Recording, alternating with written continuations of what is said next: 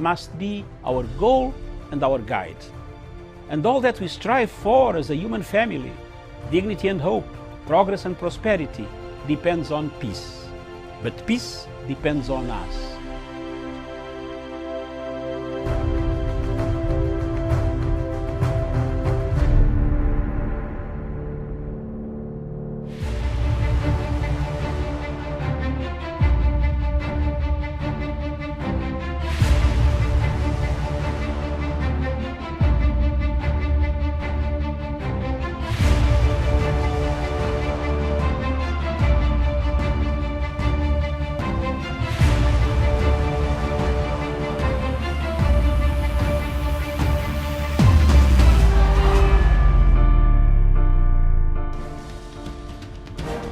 Infrastructural development is one of Kenya's key economic growth pillar, which has seen massive public investment since the year 2013.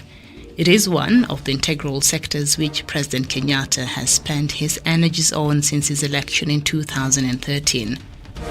Almost a decade later, the marvel of the president's dream can be seen in the form of standard gauge railway, the SGR, thousands of kilometers of inter-county highways, ports, expressways, among other ongoing mega infrastructural projects throughout Kenya. In July 2014, President Kenyatta launched his administration's grand infrastructural ambition to tarmac 10,000 kilometers of roads. By October 2021, President Kenyatta's efforts have landed Kenyans more than 10,000 kilometers of tarmacked roads, with many other road construction projects nearing completion throughout the country. Some of the grand road projects that have recently been completed are gradually turning many parts of the country into rich business destinations by easing transportation as well as directly and indirectly kickstarting investments in other sectors like the real estate. Lamu County, for instance, is gradually turning a new leaf as a real estate investor's paradise with the ongoing LAPSET project, which is expected to make the county one of the largest contributors to Kenya's gross domestic product, GDP, once fully operational. To further improve devolution and promote inter-county commerce, the government of President Kenyatta has also implemented various inter-county road construction projects, some of which include the 585-kilometer Mau Mau Road, the single longest road construction project to have ever been commissioned in Kenya since independence. The Trans-County Highway connects at least 6 counties in central Kenya. Construction of the Isiolo-Mandera Road, which is one of the Horn of Africa gateway development projects aimed at opening up Kenya's frontiers counties for business. Other major inter-county road projects include the ongoing tolling of 84-kilometer Kenol-Sagana-Marua Road. The project, which is slated for completion in June 2022, will link Northern Corridor from Nairobi to the LAPSET Corridor in Isiolo. The strategic highway will provide faster linkage for Murang'a, Kirinyaga, Nyeri, Machakos and Embu counties once completed. Also significant is the ongoing construction of the 113.5-kilometer Garsen to Lamu Road, which is nearing completion. The road is a key transport corridor linking Ethiopia, South Sudan and Nairobi to the port of Lamu. To facilitate long-distance freight haulage to the hinterland, the government has also upgraded Kenya's railroads, including 177.2-kilometer Nairobi-Nanyuki Railway, which is already operational.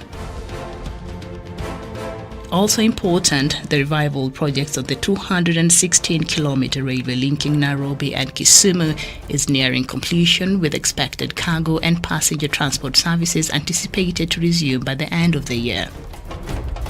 The government is also building Nairobi's commuter rail network to ease travel for city residents, and part of the commuter rail construction include the creation of 10 new substations. The ongoing construction of the 27.1-kilometer expressway, which is soon being completed, will enhance transportation in the city by reducing travel times within Nairobi. The 27.1-kilometer project is the longest expressway in East and Central Africa, solidifying Kenya's position as a communication and transportation hub in the region. Public investments on infrastructure has been vital in providing direct jobs to many Kenyans. It has also stimulated growth in other sectors of the economy.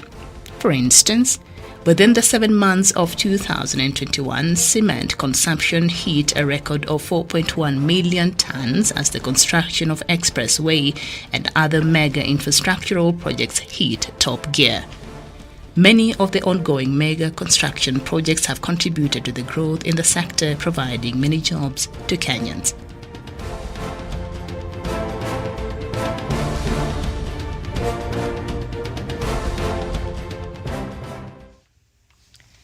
Good morning to you, and thank you for finding time again to be with us. The show is The People's Court, and on the show this morning, we are going to be keeping track of President Uhuru Kenyatta's legacy and what the government is doing and what the government is not doing, and how perhaps it can be best done to effectively make sure that Kenyans get to benefit on some of these things that the government is set out to do and is doing and is seeking to do in the near future, even as President Uhuru Kenyatta is serving and towards the end of his term, a couple of months remaining. So what so far has President Uhuru Kenyatta been able to do? So we're here to keep track and to let you know of the latest. And to help me out in this conversation this morning, we're joined by Daniel Wesonga, a special correspondent for Punchline Africa Television from Nairobi. Daniel Wesonga, very good morning to you. Yes, a very, very good morning, Miriam Ogutu indeed. And I'm joining you live from the CBD. And good morning to my fellow panelists, Sharon Gitonga, and our viewers in Kenya, Africa, and the rest of the world. Very well, and nice to have you. And we also do have Sharon Gitonga. I had her earlier. And Sharon, it is nice to have you again on this show. Good morning to you. Thank you very much, Miriam. Indeed, a very good morning to you. Right at the headquarters in Nairobi, my colleague panelist Daniel Wesonga, and to all our viewers are watching us, whether it's the morning, afternoon, or evening, it is a pleasure to be part of this show. Good morning. Okay, good morning. So let's just start because we do have a couple of conversations that I would like for us to engage in this morning. And there is,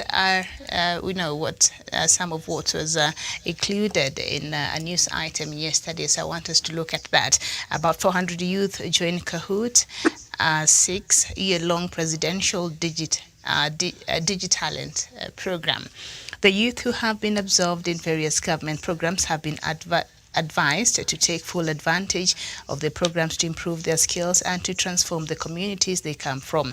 ICT, Innovation and Youth Affairs Cabinet Secretary John Mushero said President Uhuru Kenyatta has initiated several programs to empower young people with skills and to improve their livelihoods, citing the Presidential Digitalent Program, PDPT, Ajira Digital Program, and the Digital Literacy Program, among others. So I know you're fairly young people, I think. I'm the only old one on this panel. Have you heard of these programs that the Kenyan government has been put forth in able to engage the young people and to empower young people? Or are you hearing these programs for the first time? I'll start with you, Sharon. Thank you, Miriam. I think I've heard about Ajira before. You talked about Ajira, right? Mm-hmm. Yes. Yeah, I think I've heard about Ajira digital program, and I think what basically does, it's more or less promoting jobs to the youths there. If I'm not wrong, that is what I know when it comes to Ajira. And in my opinion, I think it's quite a good thing. Even as we talked about, I remember a while back when we were talking about this, we had the issue about, Kazi Mtaani being a temporal, solution, because you realize that, during the wake of COVID-19, so many people were forced to actually, go back home. I mean, we are struggling and we are just trying to actually recover, after going through the whole pandemic, situation. So the Ajira digital program, I think, will actually go, a long way to actually see most of these youths, because you realize there's quite a gap. And that is why, people, agencies like the likes of Safaricom will say that, they 1.2 billion a day actually goes to, borrowing. So you can actually realize that how, we have quite a gap, especially when you talk about, employment. So this is a good, for me, it's a good, it's a good avenue, and I am really hoping that it actually, absorbs as many youth as possible. Finally, as I submit, you realize the issue of unemployment is quite something that actually raises an alarm. If you look at what we're talking about terrorism in the morning, and it actually hits me, how do these actually young people, because you are actually looking at the photos and these people actually look young, is it something that you could actually have a national conversation about, how, because you find that they actually get recruited easily because they are, idle, they do not have anything to do. That is why, when there are no such opportunities, then no one who can actually tap into skills, no one who can tap into their talents, they end up, resorting to the recruitment in the tourism industry. Okay. All right. Thank you. Sharon Gitonga, I hear you. Presidential Digitalent Program, Ajira Digital Program, and the Digital Literacy Program, among others. Daniel Basonga, have you heard of these programs? And if so, could you probably have an idea of what this is about? Thank you, Miriam Ogutu. And of course, with the advent of information technology, I believe the ICT docket is a very, very integral docket in our economy. In that right now, most businesses are actually being integrated into the technological airspace, the internet. So you realize that even around yourself, whether perhaps we had a shop which was selling clothes or maybe beauty products, you realize that a bigger percentage of that particular shop has gone online, and they're actually doing deliveries to buyers across the city. And that is actually the fate and the trend of even when you visit a bigger malls like Waterfront in Karen, when you visit Two Rivers Mall, you realize that most of our malls are struggling to get tenants to those spaces. And what does that tell you? It tells you that business is moving from the physical spaces, the conventional physical spaces where people could interact and buy goods and products. Before we go further, to elaborate further, because we'll get there, I just wanted to know, have you heard of these programs that the government has put forth as a young person? If not, what can be done maybe? Have you heard of these programs? Yeah, yes, Miriam. I was just sorry about that. I was just trying to build my case. Okay. So, all in all, Miriam, it tells you that perhaps the internet is the next big thing, and you realize that we have opportunities in the internet. So, the Ministry of ICT has been actually very vibrant in holding seminars and actually having some funds pumped towards Ajira kwa Vijana initiative, which on its first inauguration, it was actually conceived that it's going to be training 1 million youths and channeling them into the job market, where we have massive jobs. Today, Miriam, you can be working for a company in the US without necessarily relocating to the US. You could be given a tender, perhaps maybe to a consultancy, to do consultancy for a company in Turkey, in Germany, without necessarily having papers to travel there physically. So these are a realm where we have a lot of employment opportunities, and we've seen the Ministry of ICT under CS Joe Musheru actually doing a good initiative in making sure that young people are trained. Right now we have the Youth Fund, where young people, after being trained on various competencies, could go there, form a group, get a loan, and actually be able to take up these opportunities. And also, Miriam, when you talk about the internet taking almost 60% of our jobs and businesses and the economy, what does that mean? It means as a country, we need to train competent young people who are going to take up these roles and match the job descriptions that will come with ICT. You realize that Singapore is the leading world, perhaps labor destination country, where we have competent young people who are trained in the field of ICT, and you realize that bigger multinationals like Apple, like Microsoft, actually have their assembling points, like IBM, they have their assembling points in Singapore. Why do they go to Singapore and not maybe Indonesia? It is because Singapore integrated in their curriculum some kind of training in ICT and other competencies that actually match to the market demand. So I believe Kenya, through such initiatives like Ajira kwa Vijana initiative, will give the Kenyan youth the competencies that they need to align with the global market demand. So, and that is what is happening. So to answer your question, I've heard so many times about these opportunities under the Ministry of ICT, and more specifically, the minister has been very vibrant, and also the president has been very, very persistent. If you are not wrong, the Jubilee administration had promised that all standard 1 to lower primaries as pupils will receive laptops in 2013 when they took power in 100 days in office. But as it is, Miriam, I believe the deputy president came in, and then the rain started beating the Jubilee administration. And the president actually lamented that they have done much in the second term rather than they did in the first time. And this was because of the avarice, corruption, and looting of public coffers that happened in the first term. And today you can see whatever the deputy president is doing. A man who was at one time talking about 6 million laptops, he's now giving wheelbarrows left, right, and center. So I believe President Uhuru Kenyatta has been quite on purpose, together with the Ministry of ICT, in as much as we've been having distraction from his deputy. I submit. All right. Thank you so much. Yes, indeed, Daniel Wasonga. And indeed, if you were to, empower our young people as a country, then we have to be very intentional about it. And I think these kinds of skills and where we are headed as not just in Kenya but in the world, as Wasonga, you've rightly put it there. I think these are skills that are needed now and will be needed even in the future. So I think the country is moving in the right track. So during that event, the CS for ICT, Musheru, is quoted as saying, "You have been selected in this program for the 400 youth who are selected for this year-long presidential DigiTalent program.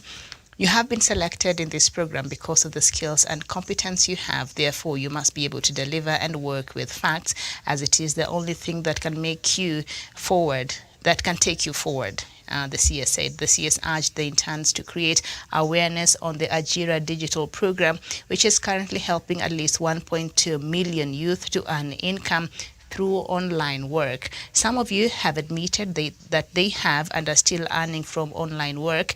I urge you to create awareness to enable at least 12 million youths to work.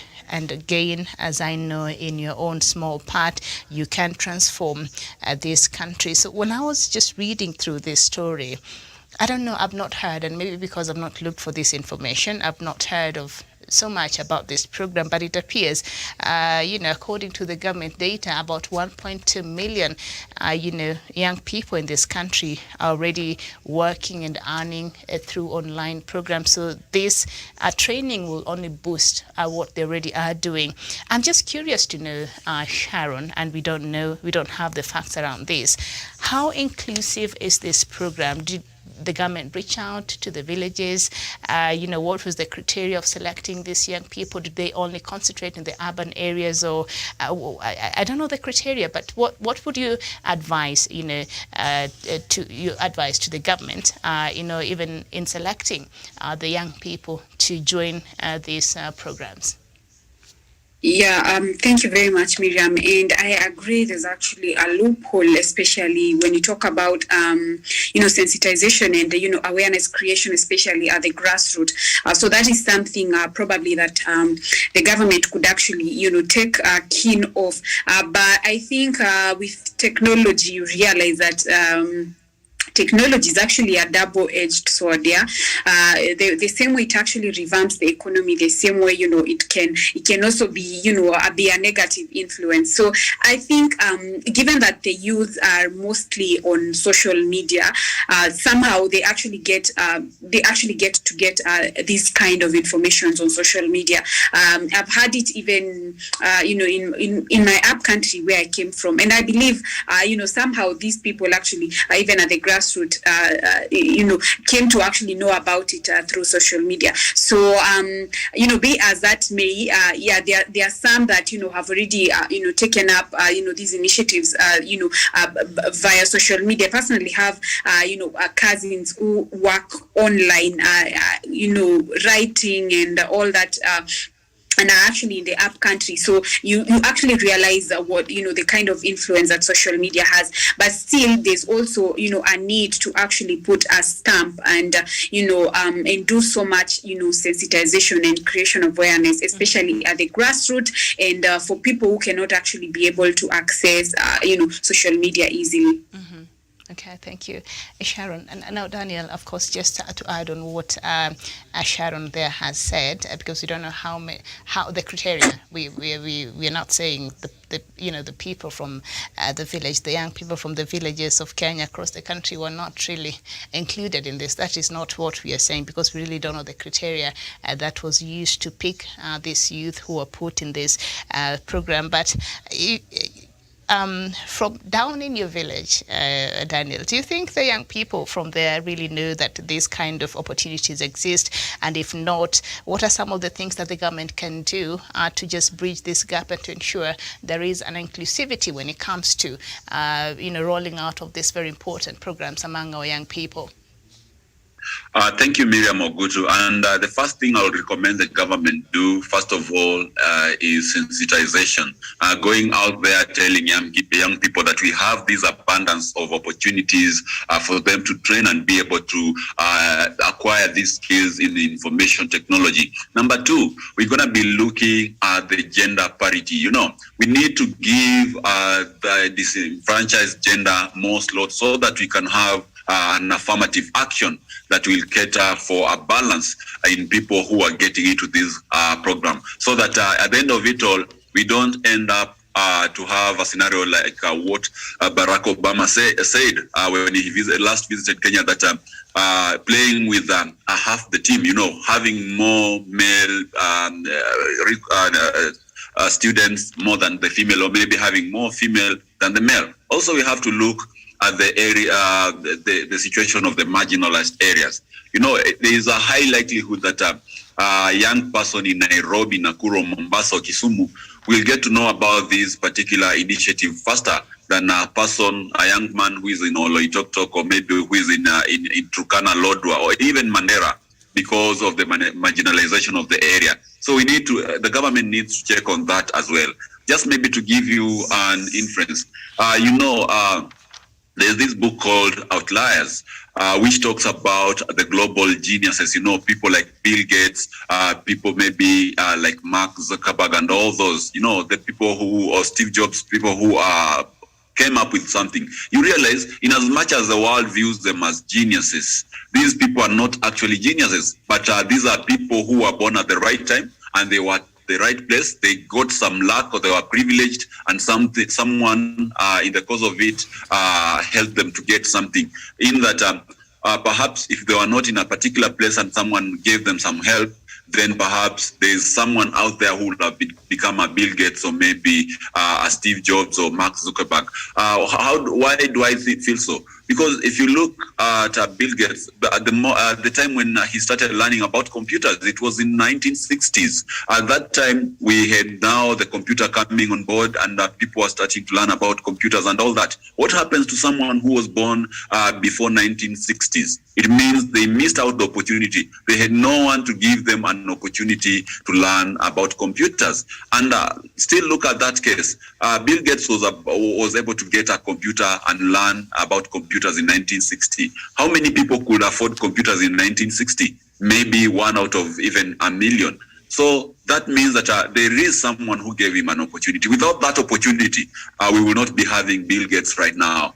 Without an opportunity of maybe the advent of the Silicon Valley, which happened in early 2000s and 1990s, we will not have had maybe Mark Zuckerberg. We will not be talking about Facebook. We will not be talking about Google. But because someone gave these people an opportunity at an early age, then they were able to get this opportunity, and they are who they are today because that opportunity was within their proximity. Why is it that these tech geniuses, as they are called, are only from America? Because America gave its children an opportunity, its young people an opportunity, other than other countries in Africa, Asia, or maybe South America or in Australia.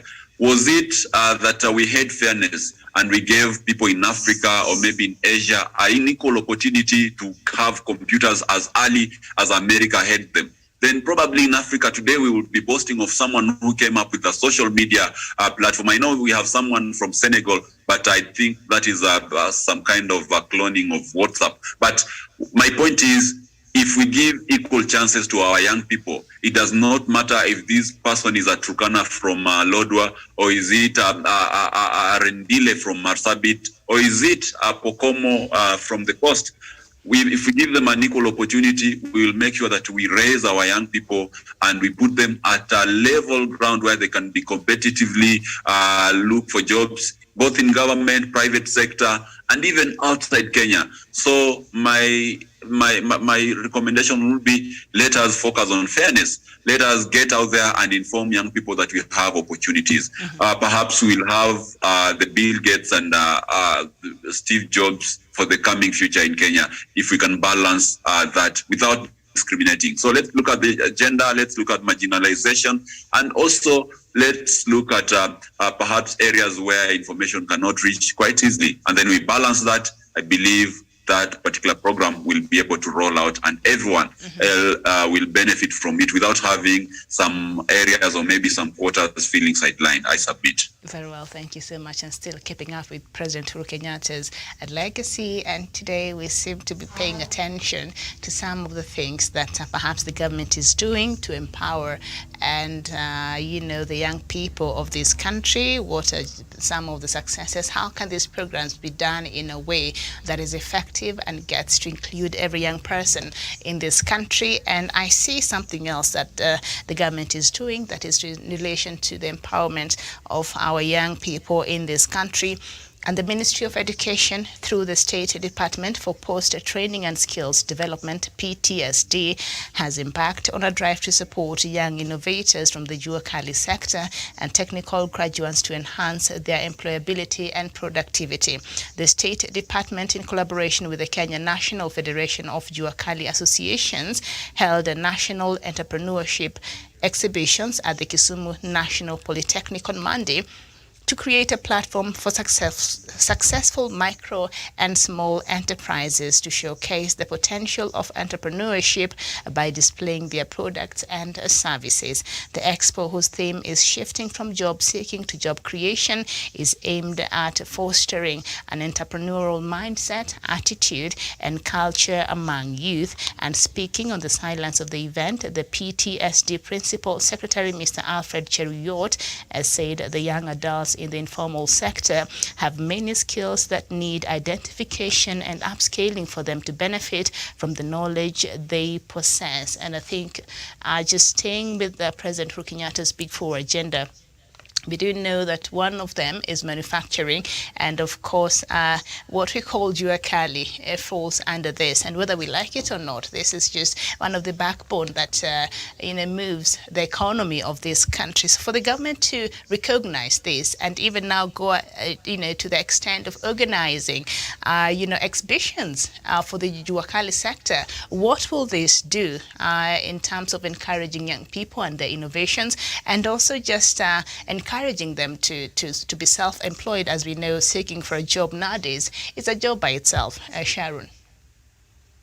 Thank you very much, Miriam, for that question. Indeed, this is quite commendable, actually, to see the government and other, stakeholders actually pushing, for job, for job creation rather than job seeking, because you realize, with these. We live in a country whereby, when you look at from what is happening, especially, let me start at the universities. There's so much that is ongoing, with strikes and everything. And this actually occupies so much time, and you end up wasting so much money. And then now from there, you expected, rather the expectations, by everyone, after graduation, everyone is looking at you, so what next? And you end up tamaking, trying to look for jobs. And because that is the notion that we have all grown up knowing, that you have to go to school and get a good job, so that you can be able to live well, not a good life, but just a basic life. Yeah. So when we have the idea of job creation, even amongst the youth, by tapping into different activities that actually ensures they put use of the skills that they have, it creates innovation. It creates it creates so much innovations. I was actually looking at a man from, I think, in Muranga County, that has actually come up with USB chargers, and they're actually working. And I was quite impressed, because for the longest time, these are things that especially when you talk about USB cables, everyone is trying to look at where can I get a good charger? Can I import it? Because of when you talk about counterfeits and all that. So for me, that is it was quite commendable to see, even as we talk about which is actually part of the agenda, the Big Four agenda, buy Kenya and build Kenya. So it will actually enable manufacturing, and it will actually enable so much creativity and innovativeness and once we tap and invest in the youth, because you realize that the youth actually hold the future. And I believe any country that actually takes time to invest in the youth, then that is a stable country. Mm-hmm. So for me, I think that's quite commendable, and I am looking forward to see more youth actually coming up and tapping up such opportunities for them to actually showcase what they can be able to do. And you actually discover that manufacturing is quite vital. It's quite critical. It consists of almost 15% of the GDP. So you actually can tell how much we're actually going to go in terms of revamping the economy once we have once we actually revamp our manufacturing industry. Thank you. Thank you so much. And Sharon, you just read my mind there on the Buy Kenya, Build Kenya, because at the end of the day, some of these, innovations, even that was showcased in that exhibition or that we see around in the Juakali sector, a lot of it are things that we actually need here, and there is a local market here. But there's something about Kenyans and how we look at our own things. Sometimes we'll complain about the standards, but it's even the countries that now are very good and have perfect innovations across the world. They started from somewhere, and because the citizens of this country supported their own and believed in their own, so they continued being better, because you have to go through phases sometimes. So maybe that will maybe an awareness campaign should be carried out to just encourage Kenyans to just have confidence in what you have, in the abilities of these young people, and see if at all they will not improve. And I'm sure they will, sometimes, because if you support them, inevitably they'll be able to learn the new things that are happening, and perhaps just be creative and more innovative in order to meet the demands of the market. So according to the state official, empowering the youth with entrepreneurial skills enhances their employability, which is true, maintain competitiveness, which is true. They'll have to improve on their products now and contribute to social economic growth, to which can help in advancing Kenya's Vision 2030 agenda in providing a global, competitive and prosperous country, and that is through a local invention. And I will just go back to the start of this conversation. If President Uhuru Kenyatta and the government of Kenya indeed was to realize one of its important agendas, and that is manufacturing, then no doubt these young innovations and young innovators must be supported, and there has to be an intentionality from the policymakers that will encourage even the local market to consume some of these wonderful innovations. Daniel Wasonga. Thank you, Miriam. And I will say that what we teach our children and how we do it will either put them at an advantage or a disadvantage to the world, not only here in Kenya. So we have to understand that we do not have to anchor success or failure of our future generation solely based on the exams that they do in the schools. I think it is a good initiative that the government and the Ministry of Education has seen that kind of a vacuum that we've been having since independence, and therefore bridge it by teaching our young people skills and values that will actually be able to propel them beyond our borders and to make them ripe for the job market once they hit a working age.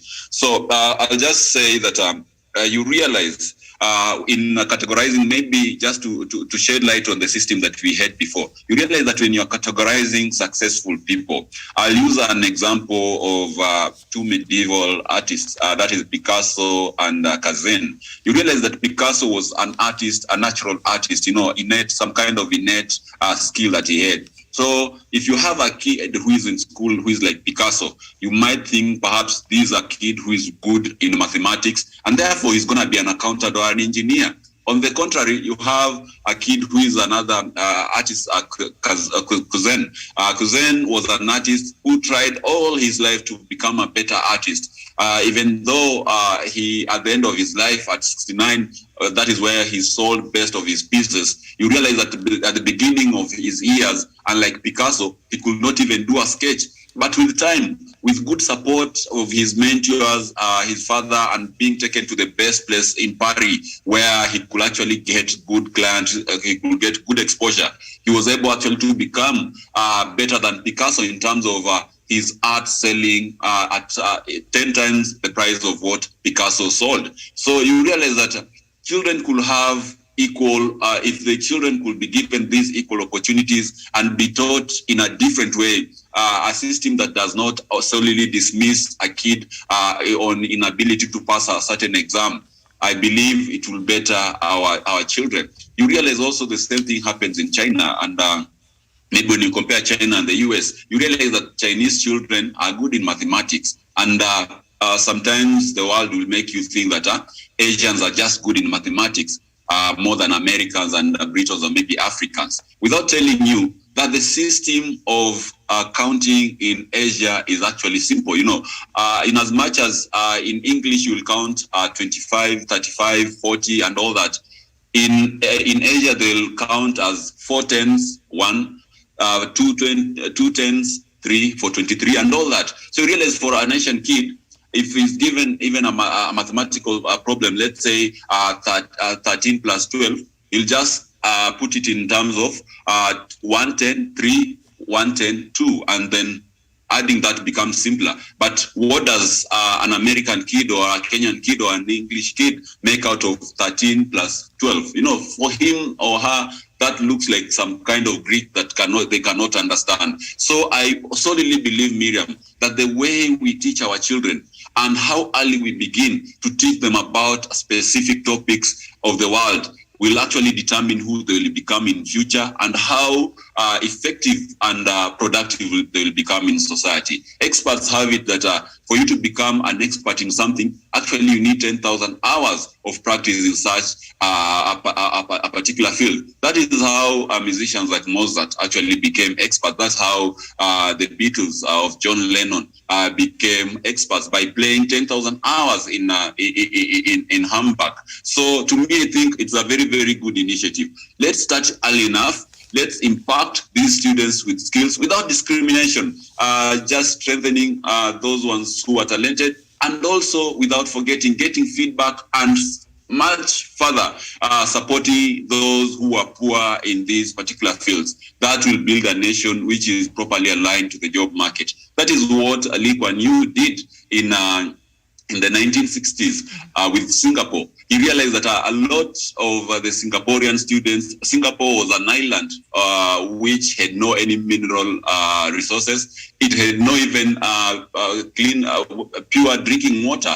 And therefore, he foresaw a crisis whereby the population was increasing, there is no jobs, and the students in the universities keep on learning bogus university courses like Islamic studies and Chinese Mandarin. And he did away with this. He told them, we're going to align with whatever the Western world is doing, because the Western world is the world superpower in economics and even in military and in education. Let us go see whatever they learn and bring it back home, so that if people, if America has some shortage in labor force, they can always come and take our children here. The American companies can come and set they can set tent here in Singapore and be able to help us reduce the problem of unemployment. Okay. So therefore, earlier they start to train these young people and give them excellent skills, the better for the government. And it's a plus for me, it's a kudos for the government of Kenya for taking that initiative. I submit, Miriam. Thank you so much. And just before you come in, you will end the show for us, Sharon. Sorry. I needed to confirm with Daniel something. Did you say Mozart, the classical music composer? Yes, Mozart. He's one of my favorite, yes. His name is Wolfgang Amadeus Mozart, one of the greatest pianists and composers that ever lived. I'm a huge classical music fan, not that it matters. But as we conclude the show this morning, we saw, Sharon, this expo, I think it was called, let me get the name for that expo, the National Skills Exhibition. That was the name of that expo. It was held in Kisumu. I don't know if it has been held before. But would it be encouraged for it to, I see the next place it will be going at Kabete and Mombasa and all that, but can it be encouraged to go all over the country? And by all over the country, I mean the 47 counties we have. And if it does, what do you think will be the impact of it, even as you add to that point that you wanted to bring in, Sharon, and as you end the show for us? Okay. Thank you very much, Miriam. And of course, I am also looking forward to it actually being spread out and cut across each and every 47, for all the 47 counties that we have. We are talking about an all-inclusive country, so we cannot afford to, pick up a certain sector, and especially the most marginalized areas. Talk about, I don't want to really, dwell on that, but there's a need to actually, go around, sensitization and, the awareness creation, even at the grassroots. The counties the counties that are not, do not even have access to the internet, counties that, have no idea of, such programs, so that we can have as much more youth, coming on board, to actually, bring upon their skills. Yeah. And, there's something that Daniel actually talked about, the Western countries, and it just hit me that why can't we not try and do like sort of a benchmarking? Because I believe we could talk about Western, the Western countries, it's a whole different ball game, especially, when you talk about the climate, effects that we are having. But I believe the reason as to why we are having all these, issues of, globalization, and one of the key things that probably we could not even get to, we will not get to having a place where Africa would actually be part of globalization is because of such things. We've not,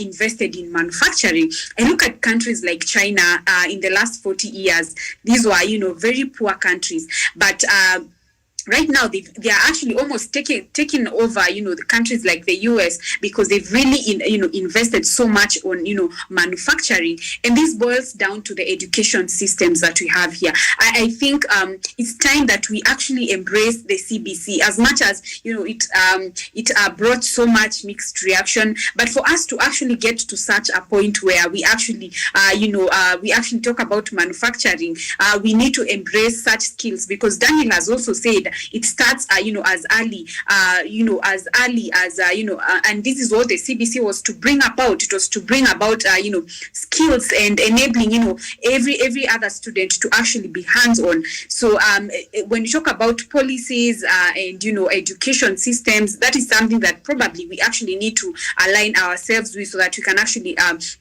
get to a point whereby children as young as 3 or whatever age, that they are able to actually discover different talents and different skills that they can actually use and actually in a way to even bring about something because I believe Kenya, we actually top when you talk about athletes. So there's no shy, we cannot shy about benchmarking we have in this country.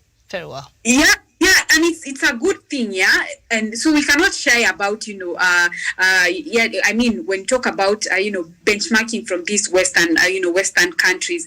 And then I remember a while back there was an invention of a Nyayo Pioneer car that was in 90s, and I don't know what happened. It was just mocked by people. There's also that I don't know. It's just in us. So I don't know about the issue about manufacturing, how people are actually going to take it upon us. And I believe this is something that if it was really looked into, probably even be improved after every 5 years.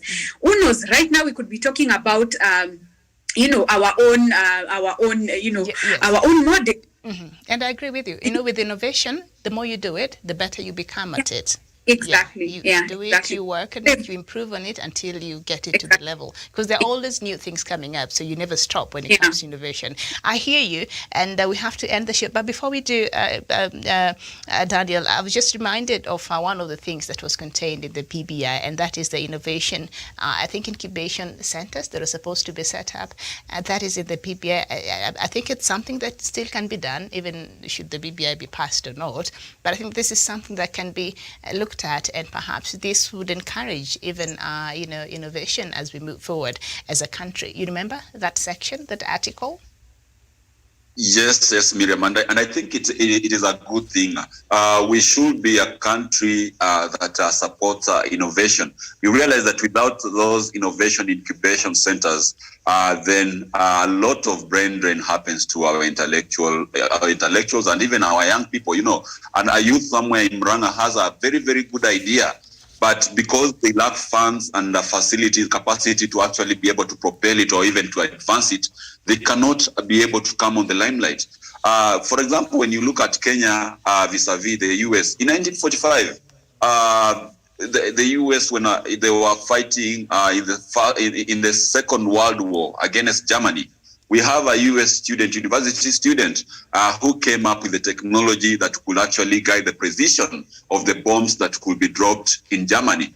And you realize that the US in 1945 spent almost to a tune of 1.85 billion US dollars to develop such an idea of a young person in the university. So that tells you how much the US or the Western world actually treasures minds that can think out of the box and innovate things. And like here in Kenya, someone will post about something they have done, a few will celebrate the innovation, a few will bash it, and then before you know it, it fizzles out and everyone forgets about it. So I think it's very important that we have it. Very well. Thank you so much. And that is where we are ending our conversation this morning. We were keeping up with President Uhuru Kenyatta's legacy and some of the measures and that has been put in place. And today we had a special spotlight on some of the things that are in place to encourage young entrepreneurship and the things that perhaps the government is doing.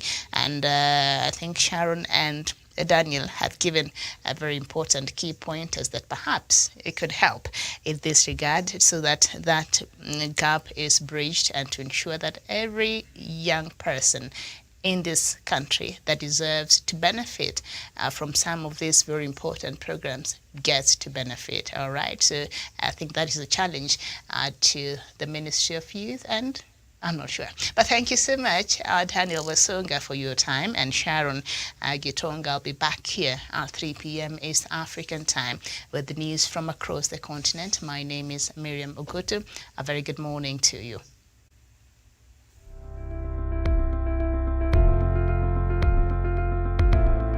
A strong commitment to boosting domestic manufacturing, President Uhuru Kenyatta has launched several flagship manufacturing projects under the Big Four agenda. The blend of manufacturing projects launched by the President cut across various manufacturing subsectors, including agro-processing, pharmaceutical industry, textile and leather industries, vehicle assembly, iron and steel, ICT, as well as oil, mining and gas industry. Among some of the key manufacturing projects that President Uhuru Kenyatta has recently launched and which are aimed at contributing significantly to job creation include the 4 billion Kenya shillings worth light weapons manufacturing plant at Ruiru, the plant which has estimated production capacity of 12,000 assault rifles is poised to source up to 60% of its raw materials locally, creating a huge market for domestic producers. In April 2021, President Uhuru Kenyatta presided over the launch of nanotechnology and semiconductor manufacturing facility at Dedan Kimathi University.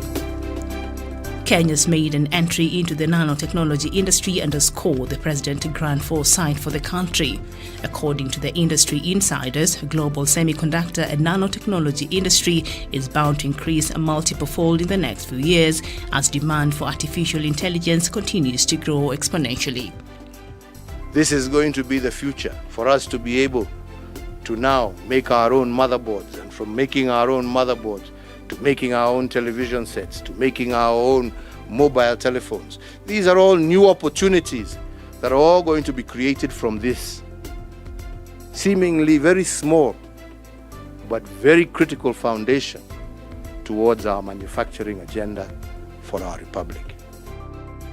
Also significant in a series of manufacturing projects launched by President Uhuru Kenyatta is opening of the Kenya Shipyard Limited in Kisumu City. The President officially opened the ship building and repair yard in May 2021. The facility has yards both in Kisumu and Mombasa and is expected to ramp up building of new ships and repair of the existing ones to cope up with demands for water transport within the Great Lakes region. The facility is also expected to create direct and indirect jobs to the local populations. Both bilateral and public-private partnerships remains vital in ensuring Kenya achieves its manufacturing growth goals as projected in the Big Four agenda, and Kenyans should continue supporting these flagship projects as they portend a better socio-economic growth now and in the future.